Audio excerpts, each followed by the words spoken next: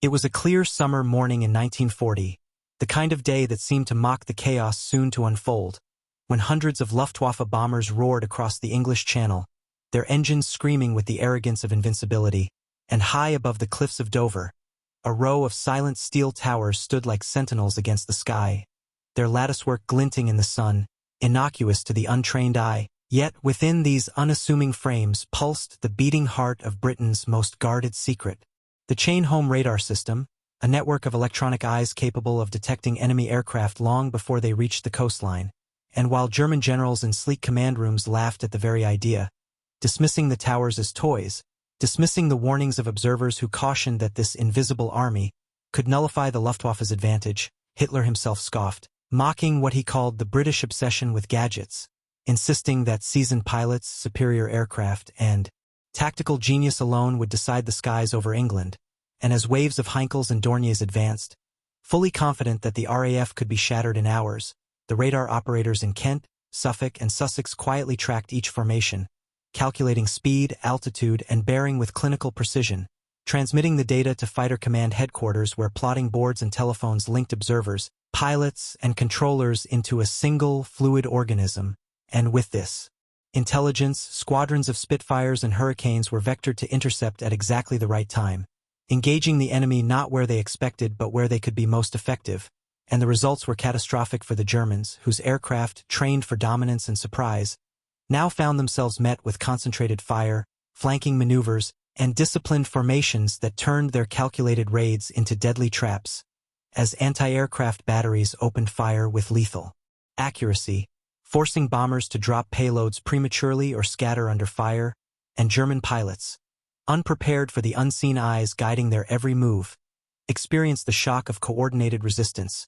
realizing too late that their arrogance had blinded them to a technological advantage that was invisible but lethal, and Hitler's laughter, recorded in diaries and meeting notes, became the bitter symbol of a miscalculation that would shape the Battle of Britain,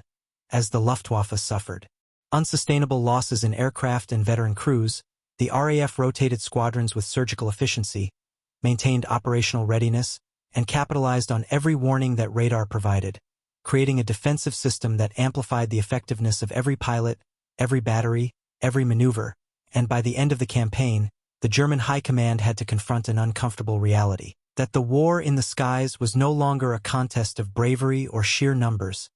but a war of information, anticipation, and coordination, where technology integrated into human skill could transform even a small force into a juggernaut capable of withstanding and ultimately defeating a larger, more powerful enemy, and the once mocked radar towers, steel and wire silhouetted against the horizon, stood as monuments to the triumph of preparation over hubris, foresight over arrogance, and intelligence over sheer firepower, and in the aftermath, German officers, including veterans of the Luftwaffe and planners in Berlin, would testify that their greatest surprise was not the bravery of British pilots, nor the resilience of civilian morale, but the invisible, silent network of detection that had turned the skies of England into a death trap for the unprepared, and Hitler's dismissal of it. A laugh in a smoky conference room would come to epitomize one of the most consequential miscalculations of the Second World War, a single error of perception that allowed Britain to survive, regroup, and eventually contribute decisively to the Allied victory. As the Battle of Britain intensified, the Germans began to realize, too late, that their assumptions had been fatally flawed, that every raid they launched, every flight path calculated with hubris and confidence, was anticipated and countered by a system they had mocked, and while Luftwaffe strategists had relied on massed formations, surprise, and the supposed inferiority of the RAF, radar had transformed the skies into a chessboard where moves were visible long before they were made, allowing the British to concentrate limited fighter numbers at decisive points, rotate pilots to avoid fatigue, and coordinate reinforcements with an efficiency that the Germans had never imagined possible, and each successive engagement delivered brutal lessons. Messerschmitts shot down before reaching their targets, Heinkels forced to abort bomb runs under relentless flak, and experienced crews lost in numbers that could not be replaced quickly, while British pilots, guided by the invisible hand of radar, could fly less, conserve resources, and strike where it mattered most, and beyond the immediate tactical victories, the psychological effect on the Luftwaffe was devastating. As seasoned pilots began to fear the skies themselves, uncertain where enemy fighters might appear, and German intelligence, relying on reconnaissance and visual reports, could not reconcile the pattern of losses with the apparent audacity and precision of British defense, leading to confusion, mistrust among commanders, and the erosion of confidence in operational planning. And Hitler, stubborn in his misjudgment, continued to issue orders based on flawed assumptions, diverting bombing campaigns from RAF airfields to London in an attempt to break civilian morale. Yet each shift in strategy played into the strengths of radar-aided defense, allowing the British to redeploy fighters efficiently, anticipate German objectives, and inflict even greater losses on attacking formations. And as the weeks dragged on, the Luftwaffe was forced into a grinding attritional battle, its superior numbers undermined by constant interception, the loss of veteran pilots, and the unrelenting precision of a system that converted information into decisive action, while the chain home towers, silent and unmoving, continued to feed data into plotting rooms, integrating visual sightings, sound detection, and radio transmissions into a coherent picture that allowed the RAF to act with confidence and control. And historians later noted that this invisible network represented one of the first true implementations of network defense in modern warfare, a force multiplier that made every pilot, gunner, and controller exponentially more effective. And the irony, bitter to the Germans, was that the very tool they had mocked as a toy, the radar towers, demonstrated that technological foresight and integration could defeat superior numbers, experience, and even tactical genius, teaching the world that in modern war, systems often outweighed individual skill. And by October 1940, when Hitler finally realized that air superiority over Britain was unattainable without acknowledging the critical role of radar, the strategic implications became clear. Operation Sea Lion, the planned invasion of England, could not proceed. The Germans had failed not because of a lack of bravery or poor aircraft, but because they had underestimated the power of information, anticipation, and coordination. And the lessons of the Battle of Britain would echo through military doctrine for decades, as radar, intelligence, and integrated command structures became central to understanding how a smaller, well-informed, and technologically leveraged force could hold off a numerically superior aggressor. And Hitler's laughter at the towers, once a symbol of arrogance, now stood as an emblem of miscalculation, hubris, and the devastating consequences of ignoring innovation, proving that in the modern age of warfare, unseen eyes could be more lethal than any number of bombs, and a few towers of steel and wire, operated by disciplined, trained, and coordinated personnel, could shape the destiny of nations, alter the trajectory of campaigns, and redefine the very nature of military power. As the Luftwaffe struggled to adapt, the British radar system evolved in real time, each engagement teaching new lessons, each wave of bombers providing data that allowed controllers to refine interception patterns. And while German pilots complained of being ambushed in open skies, British fighter squadrons, guided by the unseen intelligence flowing from chain home to fighter command, could meet the enemy with precision, choosing altitude, timing, and vectoring with a confidence born from knowledge that no German reconnaissance plane could ever detect. And in command bunkers across southern England, plotting officers worked tirelessly, correlating radar blips with visual observations, coordinating squadrons not by instinct or tradition but by systematic analysis, a scientific approach to defense that converted raw data into tactical supremacy. And each Luftwaffe raid that penetrated the radar's reach was met with prepared ground defenses, anti-aircraft artillery laid in overlapping fields of fire, barrage balloons, and minefields along potential target corridors, forcing German pilots into predictable flight paths where interception was unavoidable. And the psychological toll on German crews became as decisive as the material losses, as young pilots, many barely trained, flew into skies where every maneuver could be anticipated, every approach calculated, every escape route compromised by the unseen hand of technology. And as Göring pressed for results, frustrated at the inability to overwhelm the RAF despite superior numbers, Hitler remained dismissive of the radar threat, insisting that bomb tonnage and pilot bravery would ultimately force Britain to capitulate, failing to grasp that the real battle was being fought in data rooms, plotting centers, and communications networks rather than over cities and airfields. And by September 1940, the attrition was clear. The Luftwaffe had lost hundreds of aircraft, dozens of seasoned pilots, and the initiative, while the RAF remained largely intact, able to replace losses and rotate squadrons efficiently, a stark contrast to German assumptions that air dominance was inevitable. and the chain reaction of intelligence, anticipation, and rapid response demonstrated that radar was not merely a detection tool but a force multiplier, a system that allowed fewer planes to achieve more, converting information into action, amplifying the effectiveness of every pilot, and turning defensive operations into a coordinated strategic advantage. And beyond the tactical victories, the German High Command began to recognize the implications. Their doctrines, shaped by continental warfare and blitzkrieg principles, were ill-suited against a foe who integrated technology, intelligence, and operational flexibility, and Hitler's scorn for radar, once a trivial joke in staff meetings, now translated into a strategic failure of monumental proportions, as Operation Sea Lion was indefinitely postponed. Luftwaffe morale eroded, and the British Isles remained unconquered, a testament to the power of innovation, integration, and disciplined application, teaching a lesson that would reverberate through military academies, strategic planning, and the evolution of air power for decades. That technology, properly understood and implemented, could outweigh numbers, skill, and audacity, and the very towers Hitler mocked,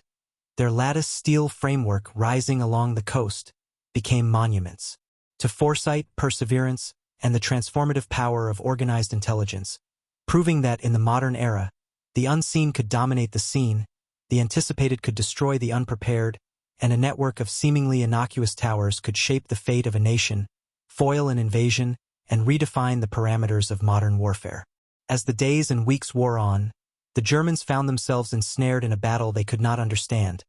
a war where the skies were invisible, yet every move was anticipated. And while Luftwaffe pilots had trained for precision bombing and aerial dogfighting,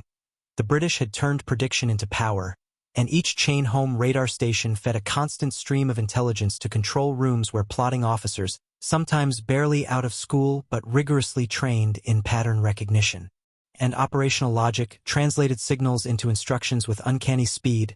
vectoring squadrons into optimal interception courses, directing fighters not to meet the enemy where he expected but where he could be defeated. And every engagement reinforced the system, every downed bomber, every narrowly avoided raid, every evasive maneuver observed, became data to refine tactics, adjust coverage, and maximize efficiency, while German commanders, blinded by arrogance, continued to throw resources at a foe they underestimated, launching wave after wave of bombers, expecting success through force of numbers, only to be met with coordinated fire, expertly timed interceptions, and losses that accumulated faster than replacements could arrive. And the effect on morale was as devastating as the physical destruction, as experienced pilots were killed or captured, replacements inexperienced, and each mission became a gamble with ever-decreasing odds,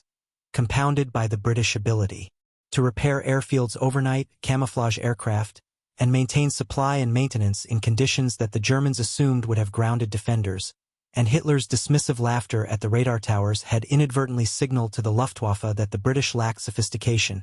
As the days and weeks wore on, the Germans found themselves ensnared in a battle they could not understand, a war where the skies were invisible. Yet every move was anticipated, and while Luftwaffe pilots had trained for precision bombing and aerial dogfighting,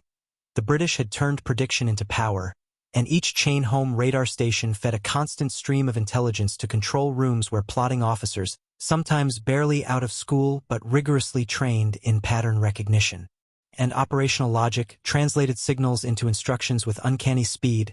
vectoring squadrons into optimal interception courses, directing fighters not to meet the enemy where he expected but where he could be defeated, and every engagement reinforced the system, every downed bomber, every narrowly avoided raid, every evasive maneuver observed, became data to refine tactics, adjust coverage, and maximize efficiency, while German commanders, blinded by arrogance, continued to throw resources at a foe they underestimated, launching wave after wave of bombers, expecting success through force of numbers, only to be met with coordinated fire, expertly timed interceptions, and losses that accumulated faster than replacements could arrive. And the effect on morale was as devastating as the physical destruction, as experienced pilots were killed or captured, replacements inexperienced, and each mission became a gamble with ever-decreasing odds, compounded by the British ability to repair airfields overnight, camouflage aircraft, and maintain supply and maintenance in conditions that the Germans assumed would have grounded defenders. And Hitler's dismissive laughter at the radar towers had inadvertently signaled to the Luftwaffe that the British lacked sophistication, when in reality it was the opposite. A nation had industrialized foresight, mechanized intelligence, and operational integration, turning a defensive network into a weapon that amplified human skill, while Göring, struggling to maintain authority,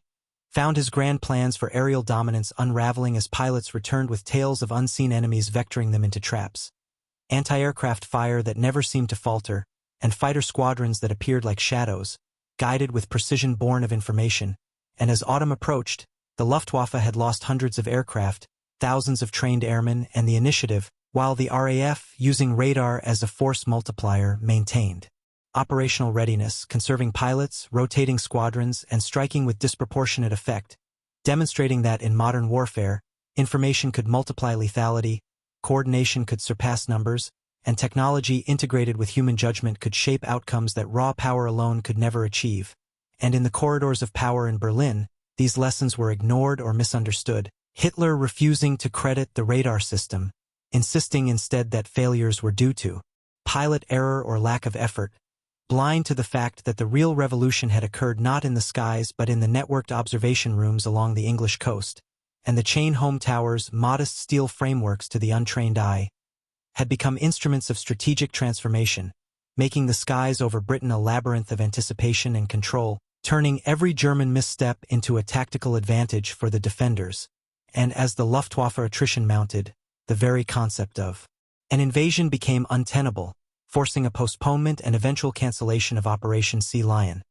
proving that Hitler's scorn had blinded him to the future of warfare, where detection, coordination, and information flow could decisively outweigh traditional metrics of force, skill, and audacity, and historians would later observe that the Battle of Britain was won not solely by the courage of pilots or the resilience of civilians, but by a combination of technological innovation, systematic application, and the disciplined exploitation of intelligence, demonstrating that in the modern age, unseen networks could dictate the fate of empires, and that a laugh at a simple tower could become one of the most consequential misjudgments in military history, teaching a lesson that reverberated through the strategies of nations, the design of air defenses, and the very philosophy of war itself. By mid-September 1940, the reality of radar's impact became impossible for the Germans to ignore, yet their understanding remained superficial, filtered through disbelief and doctrine that had not accounted for integrated intelligence systems, and as Luftwaffe planners analyzed losses, they found patterns that seemed almost impossible. Formations destroyed before reaching target zones, bombing runs aborted with mechanical precision, and fighter squadrons appearing at the exact point of maximum vulnerability as if guided by an invisible hand, while British control rooms, manned by tireless operators, continued to refine tracking methods, integrating observer reports with radar returns, calculating the speed, altitude, and bearing of enemy aircraft with near-scientific accuracy. And as the Luftwaffe attempted to overwhelm radar by massing aircraft or shifting attack routes, the British adapted instantly, rotating squadrons, repositioning anti-aircraft defenses, and exploiting gaps in German formations, and the cumulative effect was devastating.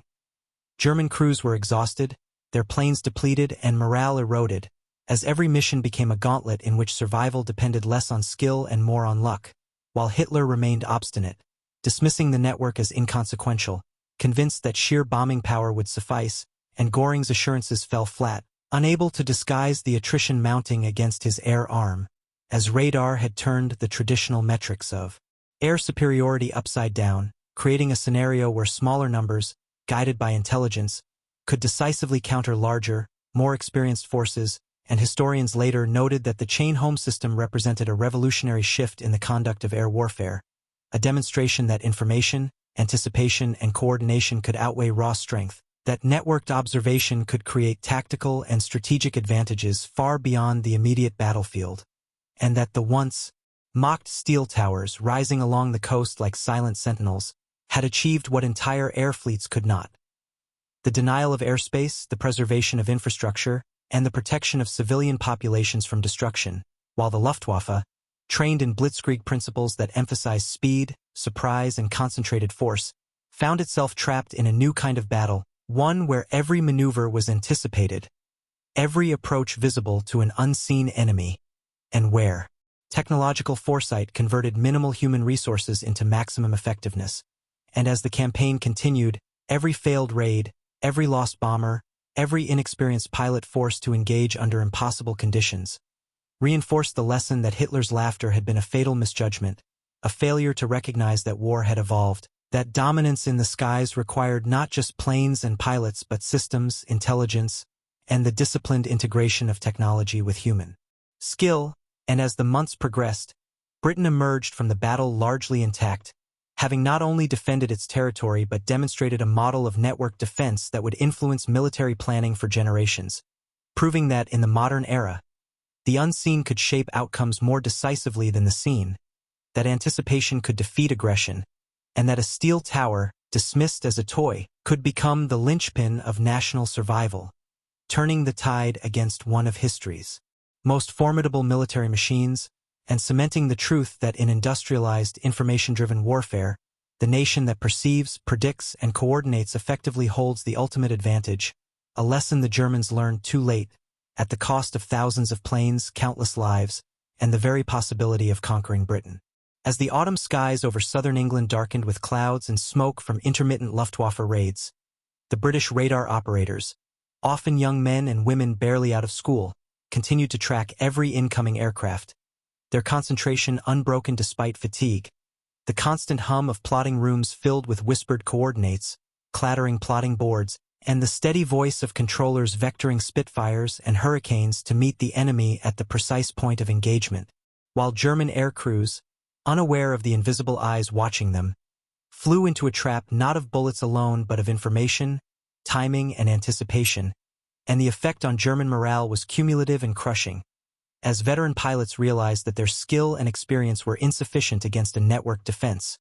where even minor miscalculations could result in destruction. And while the Luftwaffe continued to deploy new tactics, night raids, feints, diversionary strikes, and mass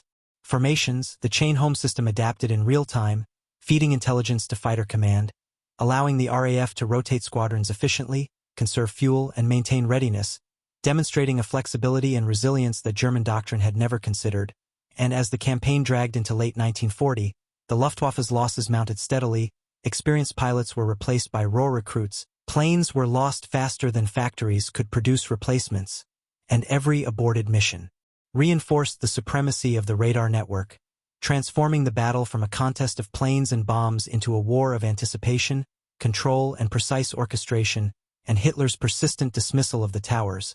his mocking of British technological innovation, had blinded him to the fact that the true advantage lay not in the size of his air force but in the ability of the British to see, calculate, and respond with unparalleled efficiency. And by the time Operation Sea Lion was indefinitely postponed, the consequences were clear. The Germans had failed not because of lack of courage or training, but because they had misjudged the battlefield itself, the unseen system that converted information into decisive action. And as historians later examined the campaign, the Battle of Britain emerged as a case study in how technology, properly integrated into command and control, could multiply effectiveness, protect civilians, and redefine the parameters of modern warfare. And the British radar towers, once objects of ridicule, had demonstrated the power of foresight, planning, and industrial ingenuity, proving that in the age of mechanized, networked combat, victory belonged to the nation that could see the future, anticipate the enemy's moves, and respond with precision, coordination, and efficiency, while the Germans, blinded by arrogance and tradition, had failed to recognize that the real battle was not fought with bombs or guns alone but with information, timing, and the disciplined application of technology. And in the end, Hitler's laughter at the radar towers became a symbol of miscalculation, hubris, and the deadly consequences of ignoring innovation, and the lessons of Britain would resonate through military doctrine, strategic planning, and air defense theory for decades, a testament to the fact that in modern war, invisible eyes, disciplined networks, and integrated systems could outweigh numbers, skill, and audacity, and that even a few steel towers along a coastline could alter the course of history, preserve a nation, and redefine the rules of combat in a new age of industrialized, information-driven warfare. Into the cold months of late 1940, as the Luftwaffe regrouped and recalibrated, hoping to regain momentum, the British radar network not only endured but improved, its operators refining tracking techniques, integrating intelligence from observers along the coast, and coordinating with anti-aircraft batteries to create layered defenses that transformed every potential raid into a calculated engagement, while the Germans, frustrated by mounting losses and their inability to locate weaknesses in the network, found themselves forced into desperate improvisations, sending bomber streams at night, alternating altitudes, and attempting diversionary raids, only to discover that the chain home stations, supplemented by newly developed chain home low sites, could detect low-flying aircraft and vector fighters to intercept them with the same deadly precision as daylight operations, and every such encounter fed the radar operators' experience, allowing them to predict Luftwaffe tactics even before missions were launched, creating a sense of inevitability for German crews who flew into the skies, where death or capture awaited not by chance but by calculation. And while Hitler continued to dismiss the towers, his generals increasingly recognized their impact, submitting reports that detailed the staggering efficiency of British air defense, noting that single squadrons, properly vectored, could intercept far larger formations, and that airfields damaged by bombing were quickly repaired, planes returned to service within hours, and civilian infrastructure remained resilient, demonstrating that radar was not a tool but a force multiplier, enabling the RAF to achieve operational superiority despite being outnumbered. And as the winter of 1940 approached, the psychological toll on the Luftwaffe became apparent. Pilots entered missions with apprehension, bombers were flown more cautiously, formations became rigid in an attempt to avoid detection, and attrition mounted in both equipment and experienced personnel, while in contrast British squadrons, informed by precise intelligence and confident in their ability to engage the enemy at the right place and time, maintained morale, efficiency, and combat effectiveness, further amplifying the disparity. And as the historical record shows, these months were decisive not merely for the survival of Britain but for the long-term trajectory of the war, as the failure of Operation Sea Lion and the losses inflicted on the Luftwaffe preserved Britain as a staging ground for future Allied offensives, and the radar network, once mocked, had proven that in modern warfare, information was as lethal as bombs, anticipation as decisive as tactics, and systematic coordination more powerful than numbers,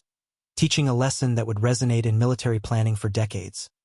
That a nation able to see, process, and respond faster than its enemy could shape outcomes beyond conventional measures of strength. And that Hitler's dismissal of innovation, his laughter at what he deemed minor technological curiosities, could translate directly into strategic failure, proving that in the mechanized, industrialized age, intelligence, planning, and technology could not merely complement force, they could define it, and that even the mightiest air arm, when confronted with superior integration, foresight, and adaptability, could be neutralized, setting the stage for a war where the unseen, the calculated, and the networked determined victory far more reliably than courage, numbers, or audacity alone. And by the end of 1940, the steel towers along the English coastline, their latticework silhouetted against stormy skies, stood not as simple instruments but as monuments to the future of warfare, silently directing squadrons, safeguarding cities, and shaping history in ways Hitler had failed to foresee, leaving the Luftwaffe demoralized, Britain secure, and the lesson clear: in modern war, mocking innovation can be fatal, underestimating systems can be deadly, and the towers that once drew ridicule could determine the fate of nations.